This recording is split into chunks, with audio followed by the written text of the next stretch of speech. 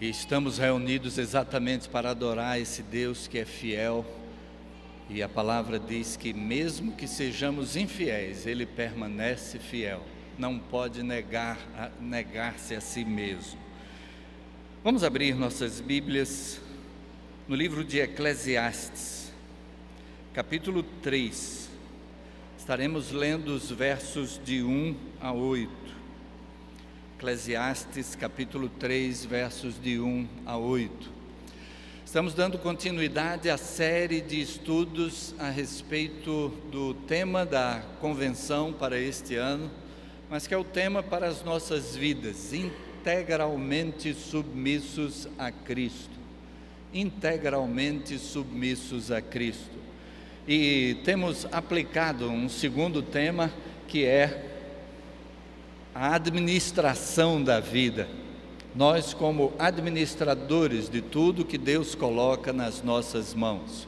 No primeiro domingo deste mês, estivemos vendo como nós somos colocados desde a criação do mundo como administradores deste mundo. Deus entregou ao homem a administração deste mundo. Estudamos no domingo passado a respeito da administração de nós mesmos, do nosso corpo, de como Deus espera que estejamos aplicando o nosso corpo. Hoje estaremos estudando a administração do nosso próprio tempo. Eclesiastes, capítulo 3, versos de 1 a 8, e assim nós lemos nesse texto.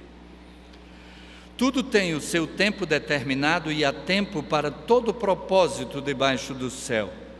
Há tempo de nascer e tempo de morrer, tempo de plantar e tempo de arrancar o que se plantou, tempo de matar e tempo de curar, tempo de derribar e tempo de edificar, tempo de chorar e tempo de rir, tempo de prantear e tempo de saltar de alegria, tempo de espalhar pedras e tempo de ajuntar pedras, tempo de abraçar e tempo de afastar-se de abraçar, tempo de buscar e tempo de perder, tempo de guardar e tempo de deitar fora, tempo de rasgar e tempo de coser, tempo de estar calado e tempo de falar, tempo de amar e tempo de aborrecer, tempo de guerra e tempo de paz.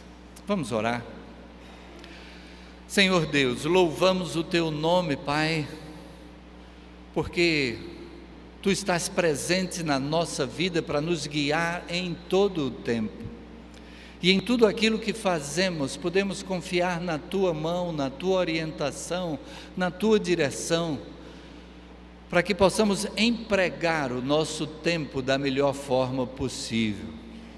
Louvamos o Teu nome pela Tua palavra que foi lida, que já fala ao nosso coração, e suplicamos, Pai, que o Teu Espírito, à luz deste texto e outros mais que estaremos lendo, Teu Espírito esteja falando a cada coração conforme a Tua vontade. Dá-nos a disposição para aplicar a Tua vontade na nossa vida, para aplicar a Tua vontade em relação ao nosso tempo. Em nome de Jesus, amém, amém.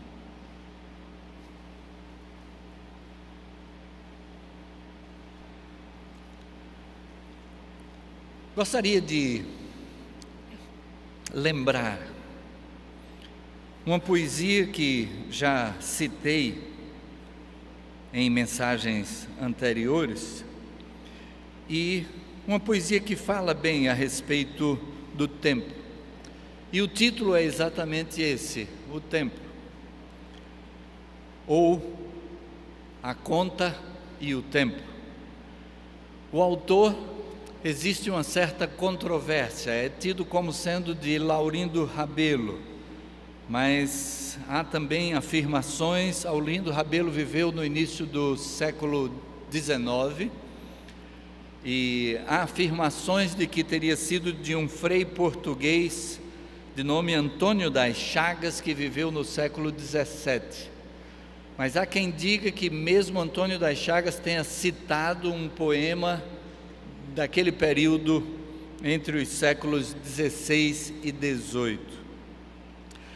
O poema diz: Deus pede estrita conta do meu tempo, é forçoso do tempo já dar conta. Mas como dar em tempo tanta conta, eu que gastei sem conta tanto tempo? Para ter minha conta feita a tempo, dado-me foi bom tempo e não fiz conta. Não quis, sobrando tempo, fazer conta, quero hoje fazer conta e falta tempo. Ó vós que tendes tempo sem ter conta, não gasteis esse tempo em passatempo.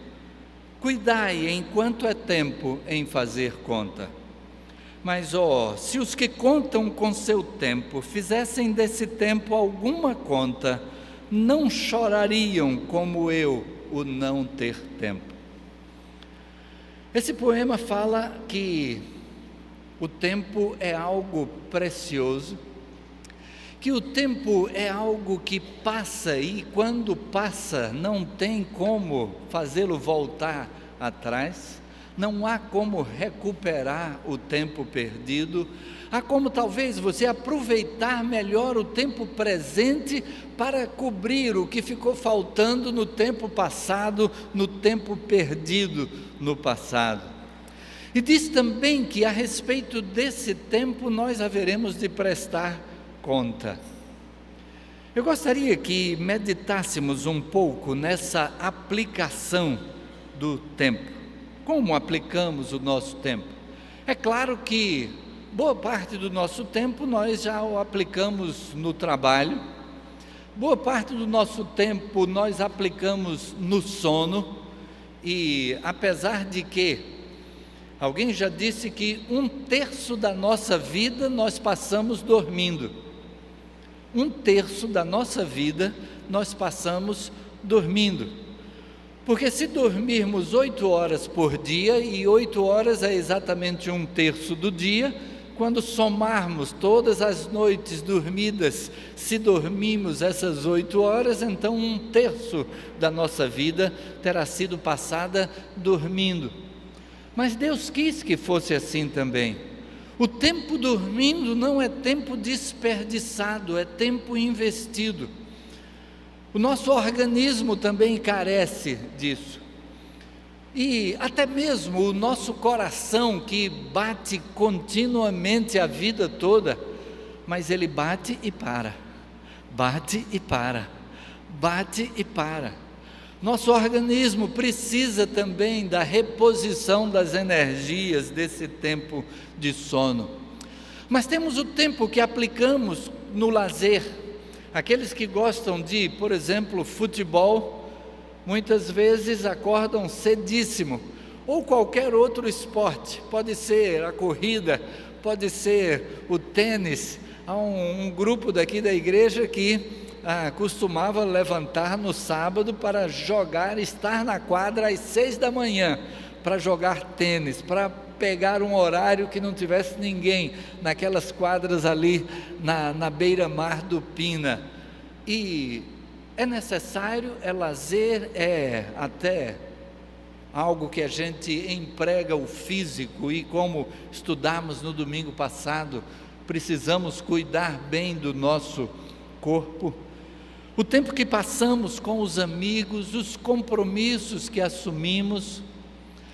Mas gostaria de que meditássemos um pouco a respeito de certas áreas de aplicação do tempo, a respeito das quais a palavra de Deus nos traz recomendação. Eu gostaria de que pudéssemos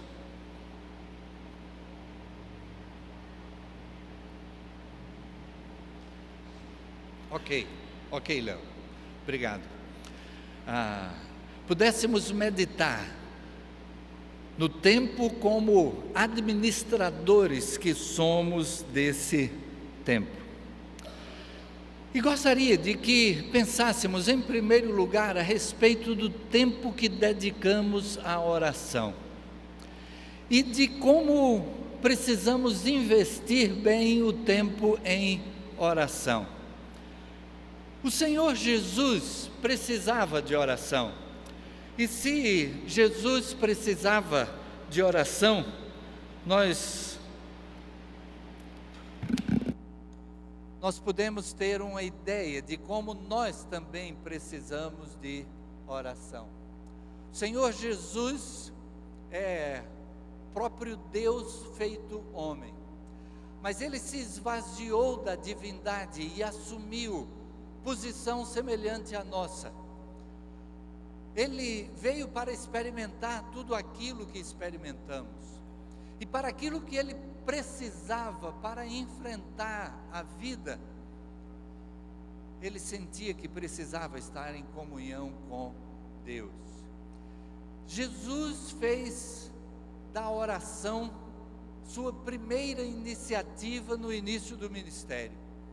Após o batismo, imediatamente o Espírito o conduz ao deserto e ali ele passa um tempo em oração diante de Deus. Mas também, no final do seu ministério, sua última iniciativa, porque dali em diante ele estaria sendo levado, não mais levando, ele estaria sendo levado. A última coisa que ele fez antes de ser preso foi dedicar tempo em oração. E Jesus não apenas teve a oração como primeira e última iniciativa, mas ao longo do ministério também. Após a multiplicação dos pães, ele sobe ao monte, vai orar, e em seguida ele desce e caminha sobre o mar.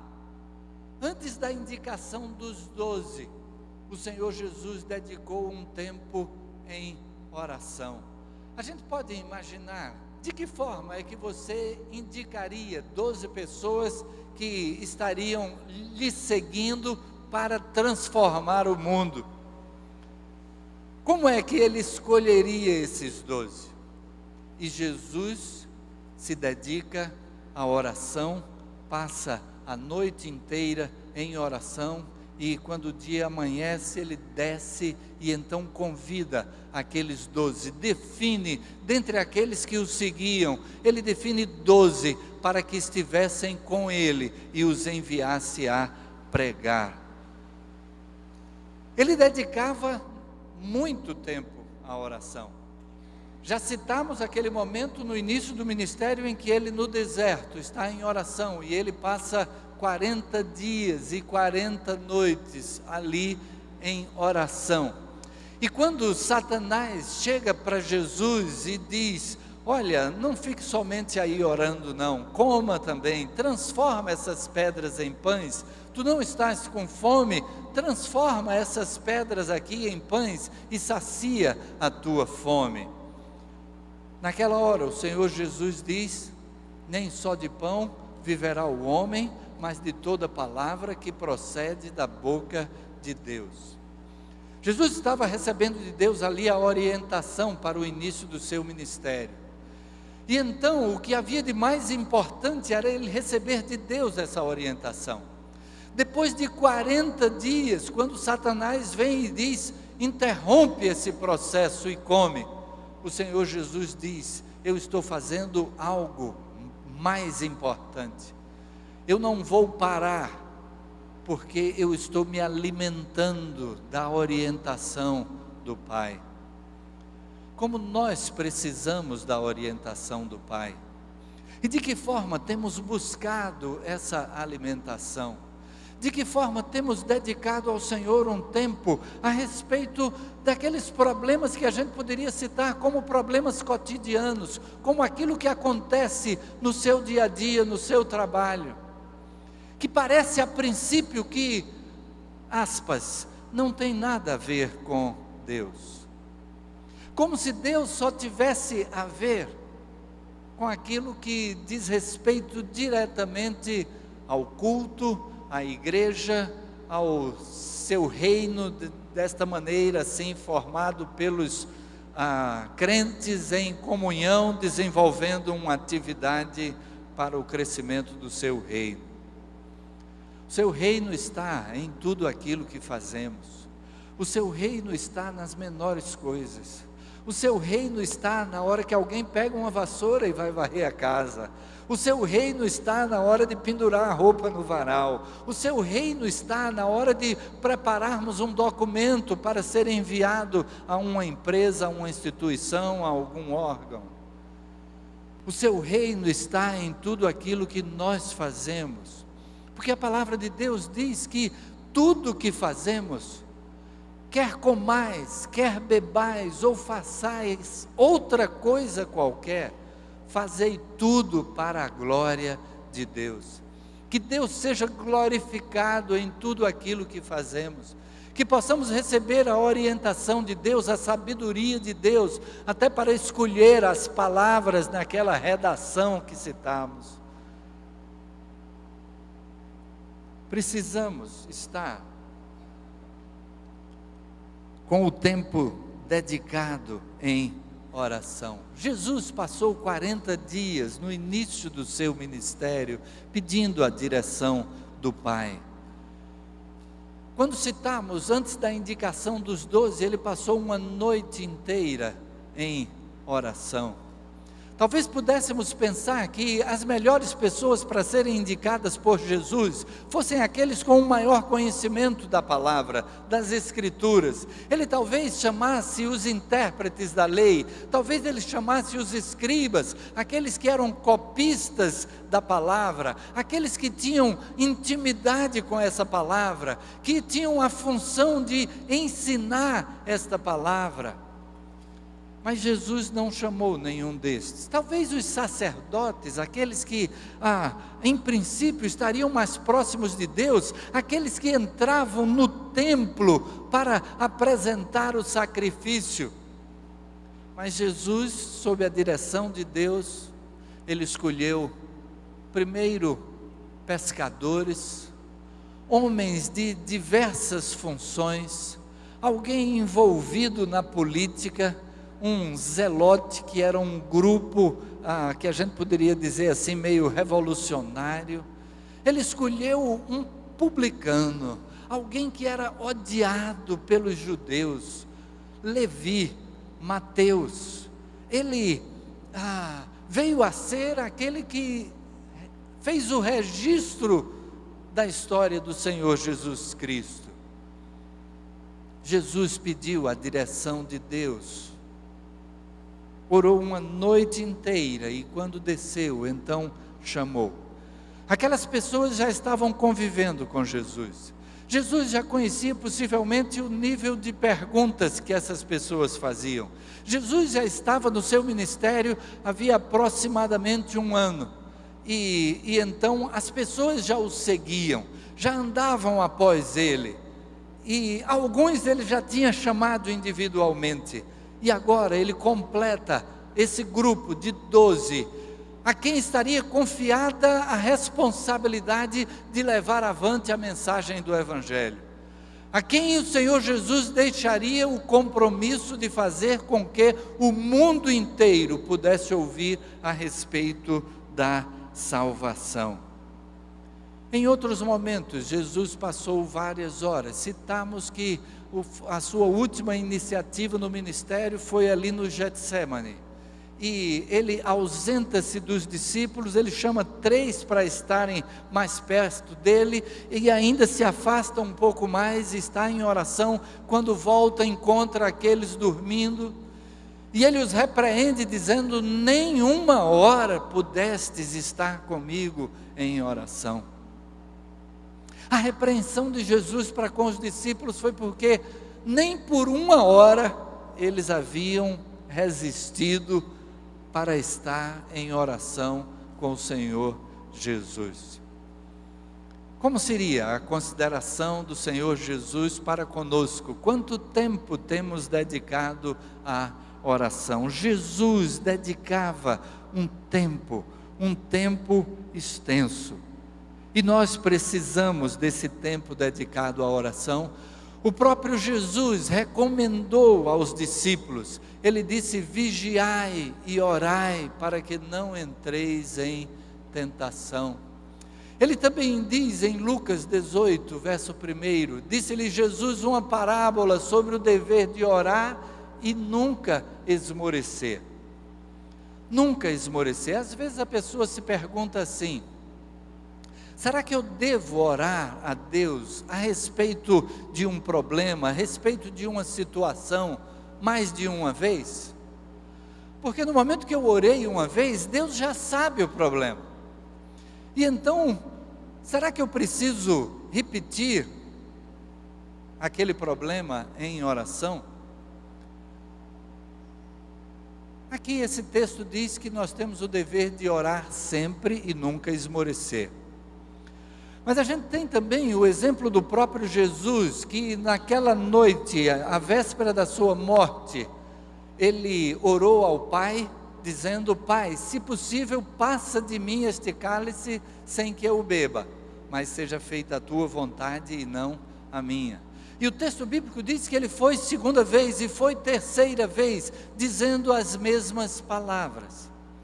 A gente vai ver que o apóstolo Paulo vai testemunhar que por 3 vezes ele orou ao Senhor pedindo a respeito de um espinho na carne, que o livrasse de um espinho na carne. Não sabemos exatamente o que era esse espinho na carne, mas Paulo disse que orou 3 vezes sobre o mesmo assunto. E nessa parábola que o Senhor conta a respeito do dever de orar sempre e nunca esmorecer, ele cita a respeito de uma mulher que procura um juiz, para que o juiz faça justiça para com a sua causa. E aquela mulher todos os dias está ali insistindo com aquele juiz. E Jesus vem e diz: aquele juiz certamente vai atender ao pedido daquela mulher, se não pelo desejo de fazer o bem à mulher, mas pelo menos para ficar livre de ser importunado por ela. E ele diz: e o Pai do céu? Jesus diz que se nós, que somos falhos, sabemos dar boas coisas aos nossos filhos, quanto mais o Pai que está nos céus. Mas nessa parábola ele usa o exemplo da mulher que insiste, que pede e repete. E o que nós temos é que a nossa oração é uma conversa com Deus. Enquanto nós não tivermos a resposta, nós estamos com o pensamento ligado naquele problema e na sua solução. E então nos apresentamos diante de Deus com aquela situação que nos preocupa. E Deus pode nos responder de 3 formas, nós sabemos. Ele pode responder sim, ele pode responder não, e ele pode responder: espere um pouco. E enquanto nós estamos nesta condição de espere um pouco, aquele problema está ocupando a nossa mente. E enquanto o problema estiver ocupando a nossa mente, a gente deve falar sobre ele com Deus. Como é que a gente conversa com o nosso amigo chegado? A gente conversa sobre aquilo que está na nossa mente, aquilo que nos preocupa, o que prende a nossa atenção, quem sabe, talvez até rouba o sono. E então precisamos estar na presença de Deus e no momento próprio, enquanto apresentamos isso em oração diante dEle, de repente Ele vem e pelo seu Espírito gera em nós uma iniciativa, uma solução, algo que venha a clarear a solução para o problema.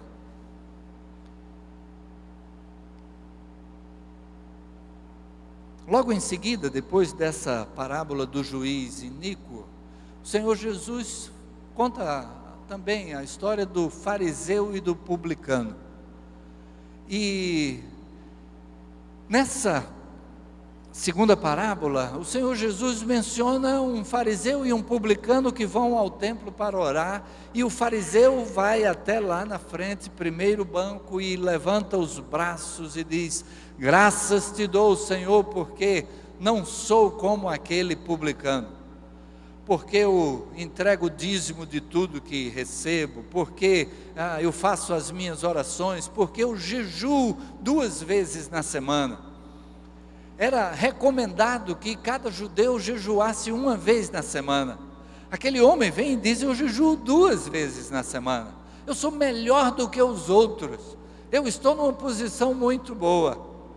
Mas o Senhor Jesus vem e diz que o publicano de longe batia no peito dizendo: Senhor, eu não sou digno de ti. E o Senhor Jesus vem e diz que aquele homem que reconheceu o seu erro, que reconheceu o seu pecado, aquele voltou justificado para a sua casa. O que achava que era melhor do que os outros, o Senhor Jesus diz que não foi esse que voltou justificado. Porque diante de Deus nós precisamos reconhecer os nossos erros, e a oração é a oportunidade que nós temos de reconhecer os erros, pedir a ajuda de Deus, pedir que Ele possa operar em nós as transformações que Ele tem para operar, e que possa se cumprir em nós aquilo que Ele mesmo recomendou na oração chamada do Pai Nosso, quando Ele diz: não nos deixes cair em tentação, mas livra-nos do mal.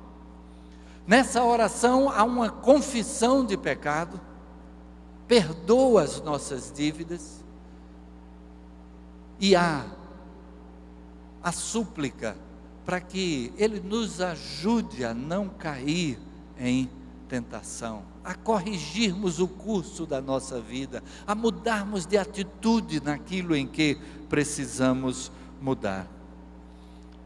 Tempo dedicado à oração. Do nosso tempo, termos tempo em oração. Mas também precisamos de um tempo dedicado à leitura da palavra. Mencionamos o tempo em que o Senhor Jesus vai ao deserto.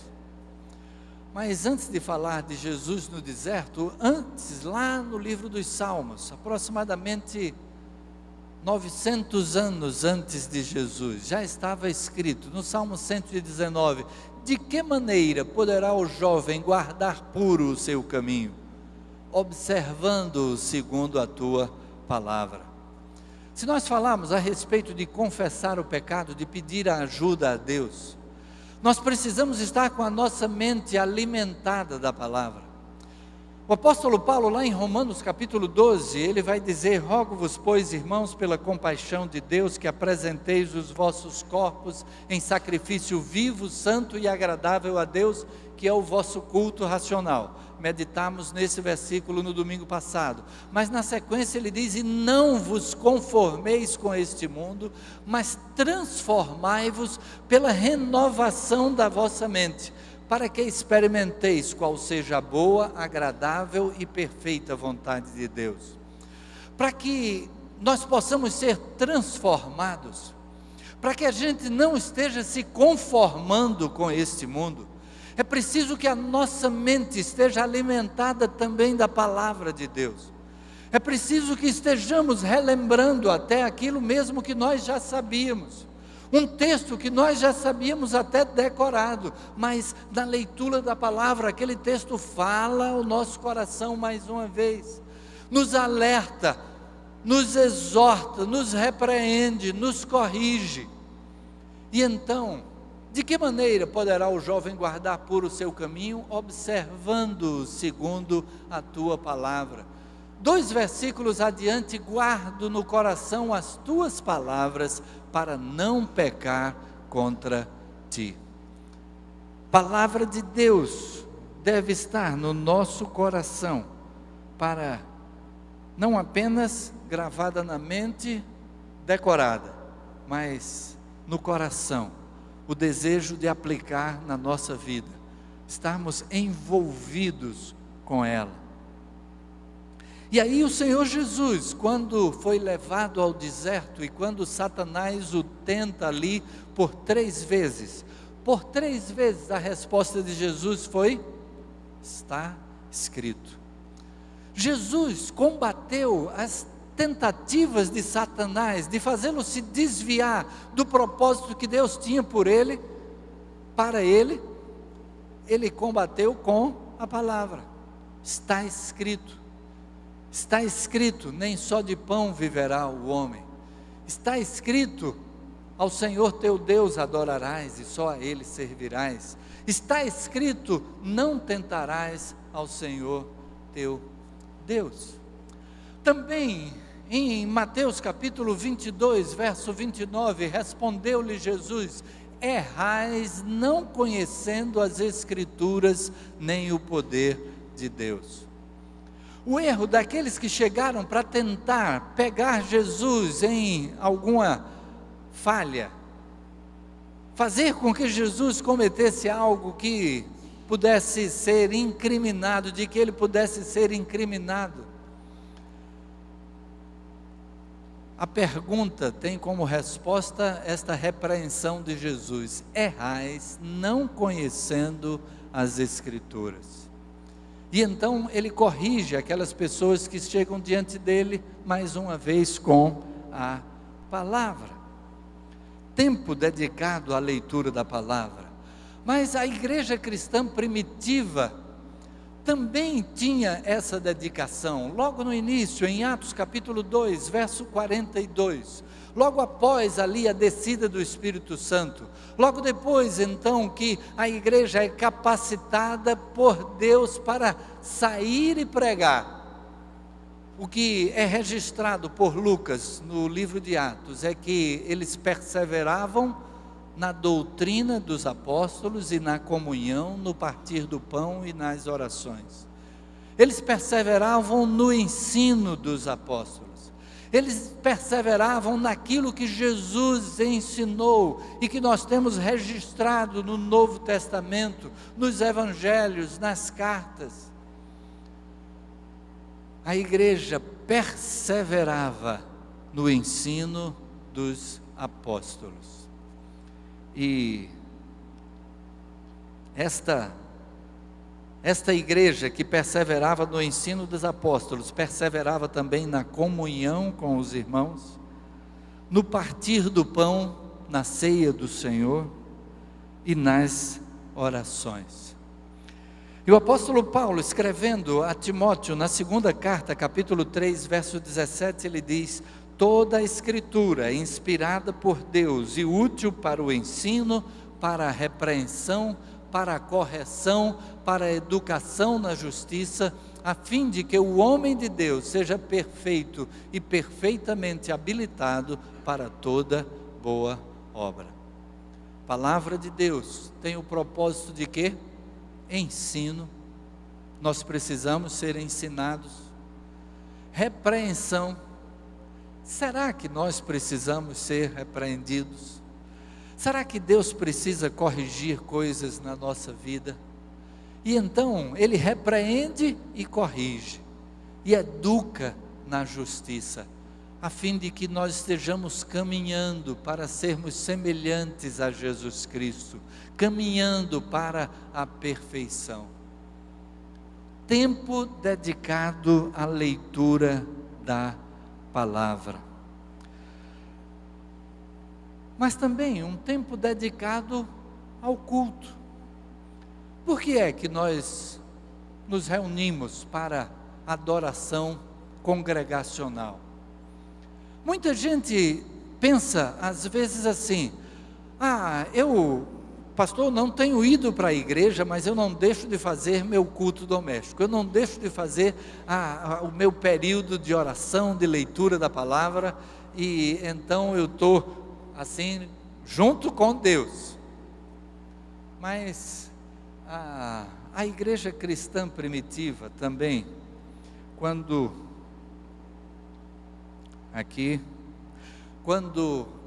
logo depois do texto do verso 42 que nós lemos, eles diariamente perseveravam unânimes no templo, partiam pão de casa em casa e tomavam as suas refeições com alegria e singeleza de coração.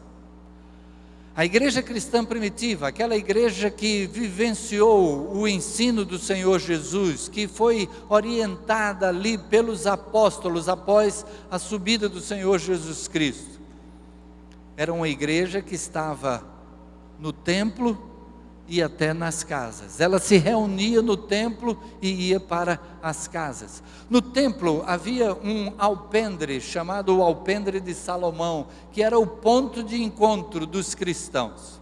Eles ainda não eram chamados de cristãos, mas aqueles que seguiam a Jesus Cristo, nós sabemos que eles foram chamados de cristãos pela primeira vez em Antioquia, já fora de Jerusalém.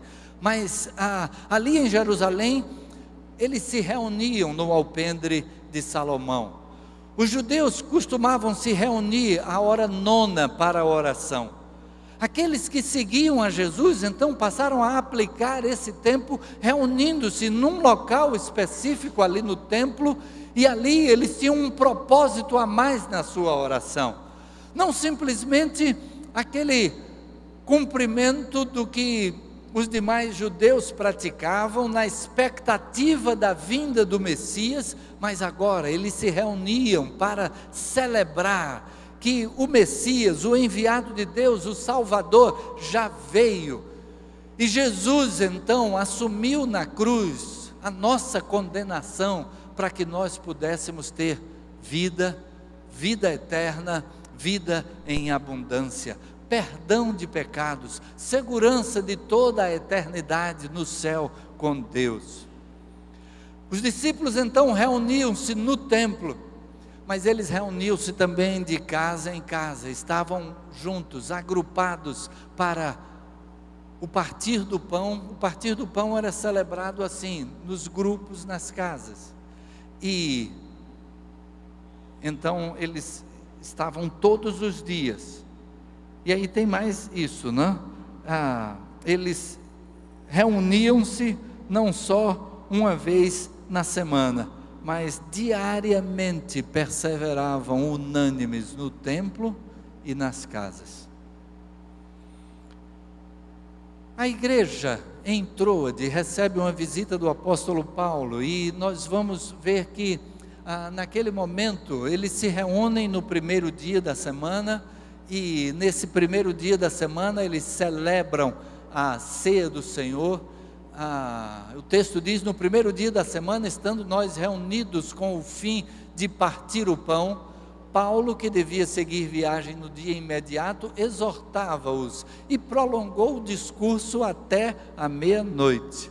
O culto foi meio extenso naquele dia, né? A mensagem de Paulo foi ligeiramente mais longa, e a gente sabe o que é que aconteceu naquela hora. Ele prolonga o discurso até a meia-noite, e havia um jovem que estava sentado numa janela naquele cenáculo, naquele terraço de cobertura da casa, e aquele jovem, em função, o texto bíblico diz que havia muitas lâmpadas naquele lugar, e a gente sabe que não era simplesmente porque alguém ligou um interruptor e então várias lâmpadas incandescentes ou fluorescentes acenderam ali, né?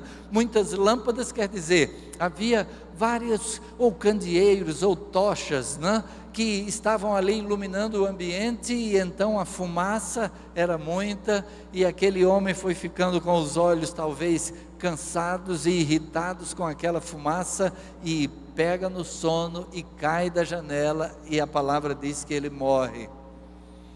Mas Paulo vai, e eu fico imaginando o pensamento de Paulo, porque naquela hora talvez Paulo disse: mas Senhor, logo agora que eu estava na metade, e então ele desce e abraça aquele jovem, e então diz: vamos voltar para continuar, porque ele está vivo, ele vai estar apenas dormindo, e então Paulo continua, e o texto bíblico diz que ele foi até o alvorecer, continuando naquele culto.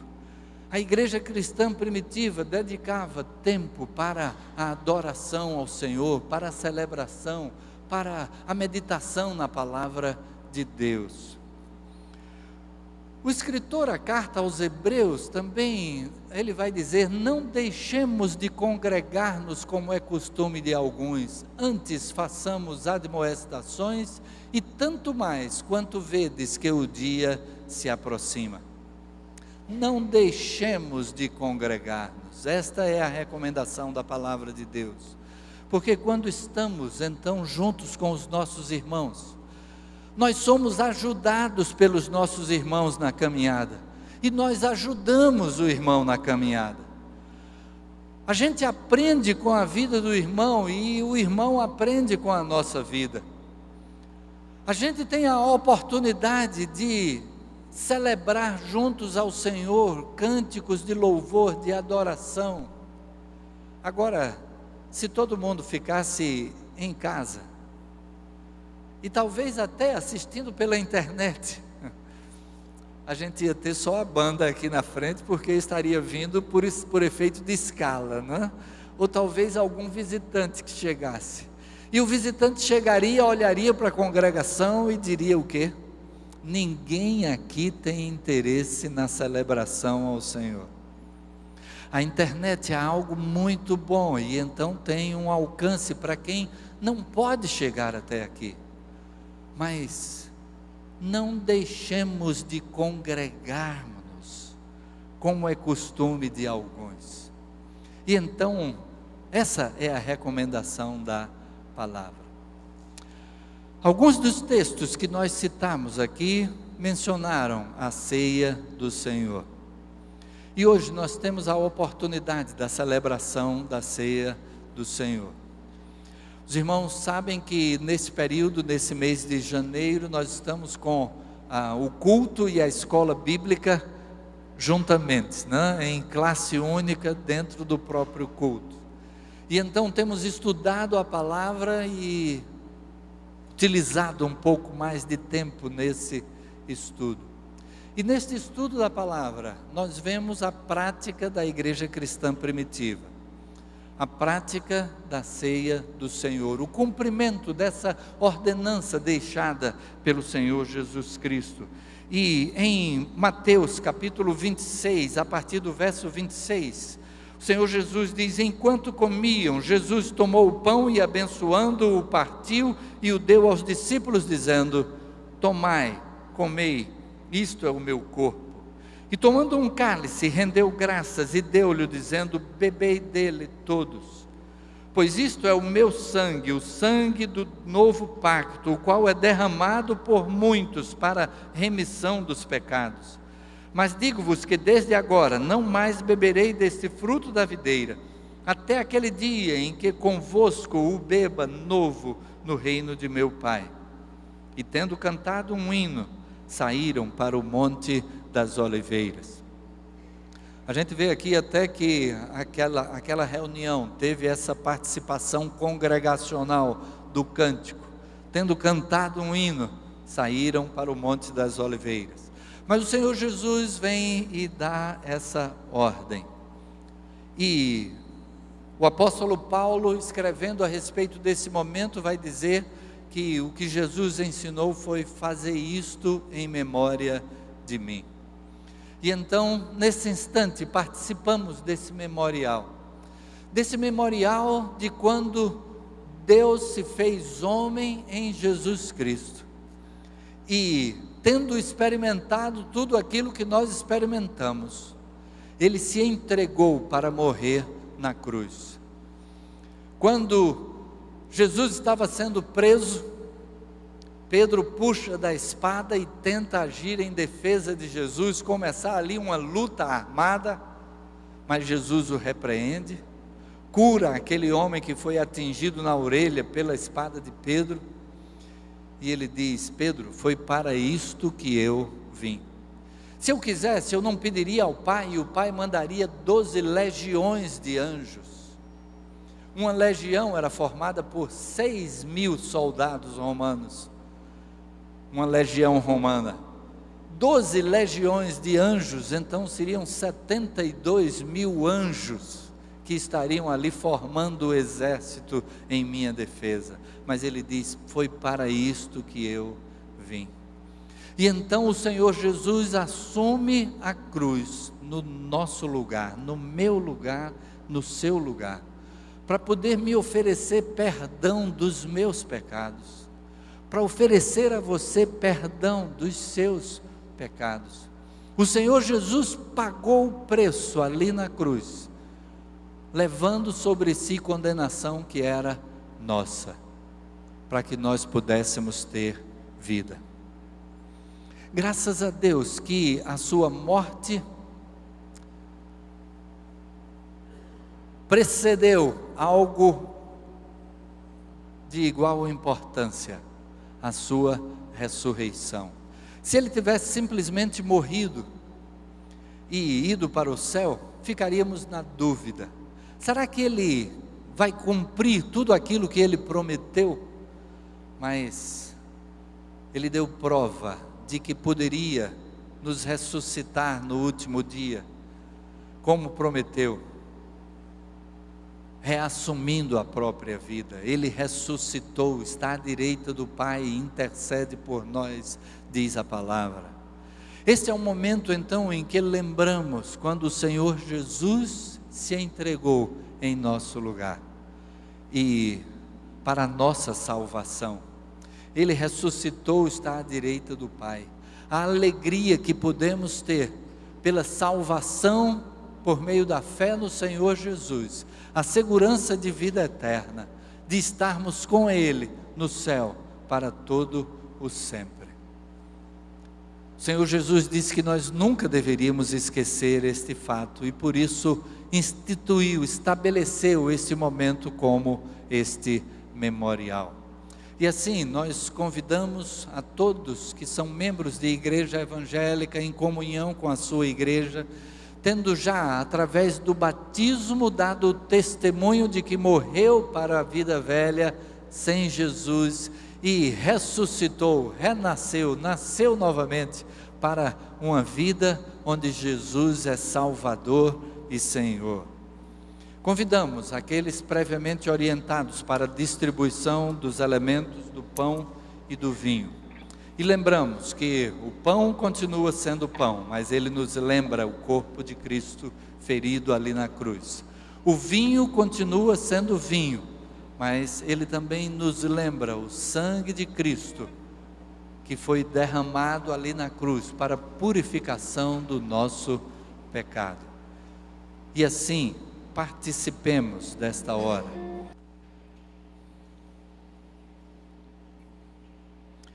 E gostaria de destacar um último ponto, que é uma continuação, é um complemento naquilo que meditamos também no domingo passado, e que diz respeito ao tempo dedicado no serviço. Falamos no domingo passado de como, através do nosso corpo, podemos adorar ao Senhor, servindo a Ele, engajando-nos em alguma área de serviço. E então, termos a oportunidade de servir num ministério, numa área de serviço ao Senhor. Na semana passada nós vimos que são 8 áreas ministeriais, 60 ministérios. Aí estão as áreas ministeriais, além da área ministerial pastoral também. E aí estão alguns ministérios, mas vamos mostrar praticamente todos eles. E são oportunidades de serviço que surgem à nossa frente. São portas abertas para que nós nos engajemos no serviço ao Senhor. Aqui temos ao todo cerca de 60 ministérios. Alguns estão aqui apenas mencionados no título principal e há alguma subdivisão em mais de um ministério.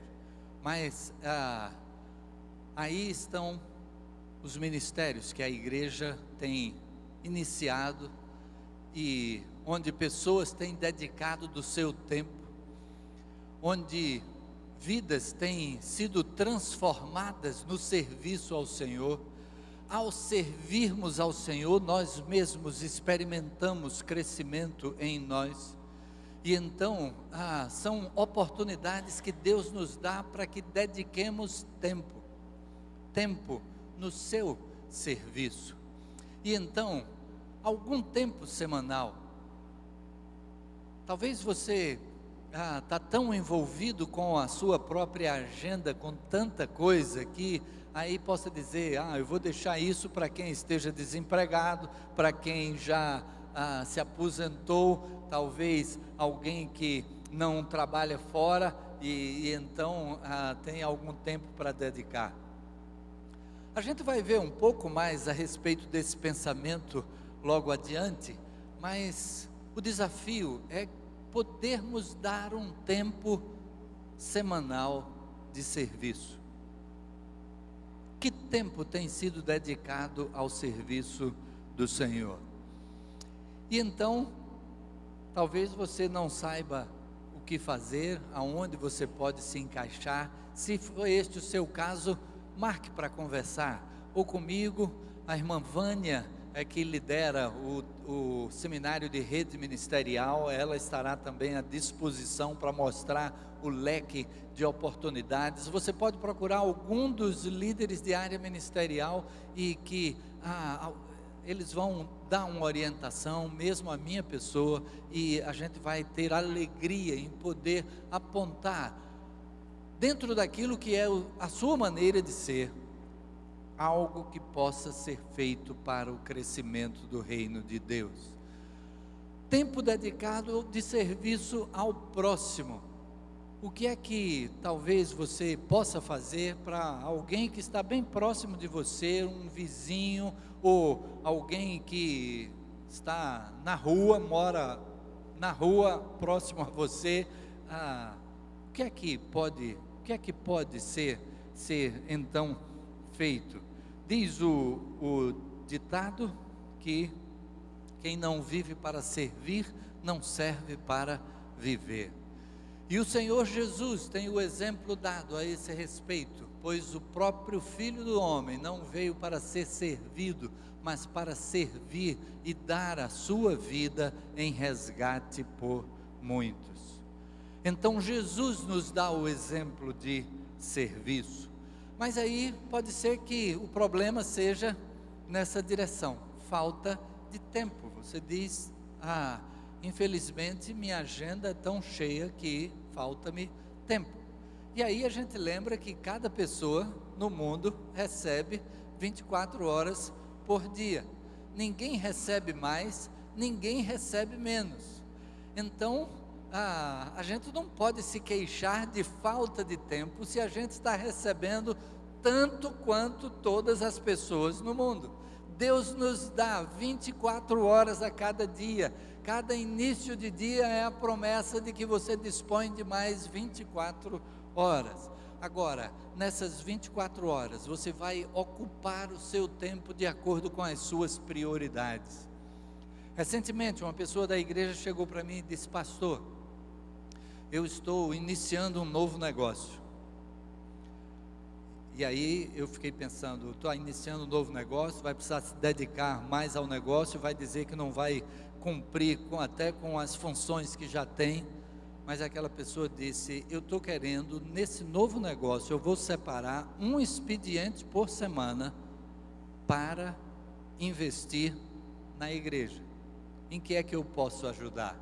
E surgiram logo algumas possibilidades, né? O pastor Júlio já tinha passado na minha frente, chamando para um determinado trabalho. Eu sugeri um outro trabalho.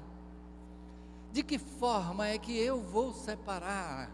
Aquela pessoa, talvez iniciando um projeto, pudesse dizer: poxa, pastor, aguenta aí que eu vou ficar meio por fora, porque eu vou precisar me focar no novo negócio.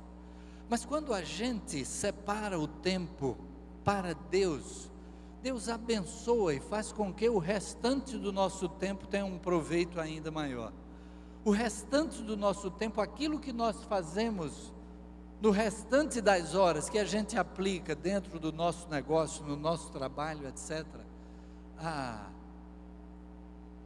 a gente vai ter um resultado superior. E eu gostaria de concluir citando 2 versículos da palavra de Deus, todos dois no livro dos Salmos, Salmo 34, verso 1. Vamos dizer juntos? Bendirei o Senhor em todo o tempo, o seu louvor estará sempre nos meus lábios. Eu bendirei ao Senhor em todo o tempo. Todo o tempo da minha vida será dedicado a que o Senhor seja glorificado em tudo aquilo que eu faço. Mesmo quando estou aplicado no meu trabalho, resolvendo aquilo que são as minhas tarefas, mas que eu possa servir ao meu patrão, ao meu chefe, com um empenho como se eu estivesse fazendo para Deus. E é a Ele que nós estamos servindo, Ele será glorificado na maneira como nós nos empenhamos no serviço. O outro versículo do Salmo 62, verso 8 diz: confiai nele, ó povo. Vamos ler juntos novamente? Confiai nele, ó povo, em todo o tempo. Derramai perante ele o vosso coração. Deus é o nosso refúgio. Nós podemos então confiar nele também em todo o tempo. Em tudo que nós fazemos, por tudo que nós passamos, sabemos que temos um refúgio, o refúgio que é o nosso Deus, que quer que aconteça na nossa vida, mas Deus está conosco, e então nada vai nos abalar, e ainda que os montes estremeçam, ainda que as águas rujam, diz a palavra, mas a nossa confiança está no nosso Deus. E assim, que o nosso tempo esteja confiado em Deus, para a glória de Deus, e que nós possamos administrar o nosso tempo da melhor forma possível, de tal maneira que Deus seja glorificado em tudo aquilo que fazemos. Amém. Amém.